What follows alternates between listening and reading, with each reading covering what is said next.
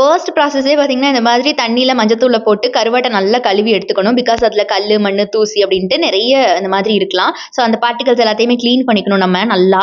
ஒரு தடவைக்கு 2 தடவ நீங்க நல்லா கிளீன் பண்ணிக்கோங்க கருவாட. அண்ட் அதுக்கப்புறம் பார்த்தீங்கன்னா, கருவாட்ட கழுவி எடுத்ததுக்கப்புறம் அத நல்லா அந்த தண்ணி வடியிற வரைக்கும் நீங்க வேற பாத்திரத்தில மாத்தி வச்சுக்கலாம்.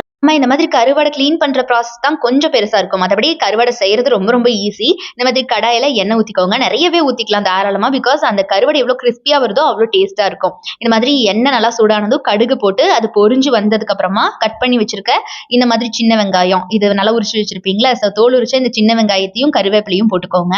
ஸோ இந்த சின்ன வெங்காயத்தையும் கருவேப்பிலையும் இந்த மாதிரி பச்சை வாசம் போற வரைக்கும் வதக்கி இந்த எண்ணெயிலேயே நல்லா மிதக்க மிதக்க வேக வைக்கணும். நல்லா பொன்னிறமா வர வரைக்கும். பிகாஸ் இந்த எண்ணெயிலேயே அது மிதக்க மிதக்க வேகும்போது செம்ம டேஸ்ட் குடுக்கும். இந்த மாதிரி வதக்கி விட்டுட்டே இருங்க. பொன்னிறமா வந்ததுக்கு அப்புறமா பார்த்தீங்கன்னா, ஸ்பைசஸ் பக்கத்துல எடுத்து வச்சுக்கோங்க. உங்களுக்கு தேவையான அளவு.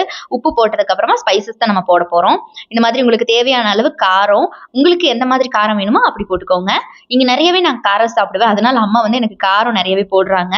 உங்களுக்கு எப்படி தேவையோ அப்படி பண்ணிக்கோங்க. ஸோ இதுதான் ரொம்ப குட்டி ப்ராசஸ் தான். உப்பு, காரம் போடுறோம். அதுக்கப்புறம் மஞ்சத்தூள் போடுறோம். ஸோ இதுக்கப்புறம் இத நல்லா கிளறி விடுங்க. ஸ்பைஸ் எல்லாமே பார்த்தீங்கன்னா, அந்த சின்ன வெங்காயத்திலயும் கருவேப்பிலையும் பிடிச்சுக்கணும். இந்த மாதிரி வதக்கிட்டே இருந்தீங்கன்னா, நல்லா எல்லாமே மெர்ஜ் ஆகி ஒரு மாரி கன்சிஸ்டன்சி குடுக்கும்.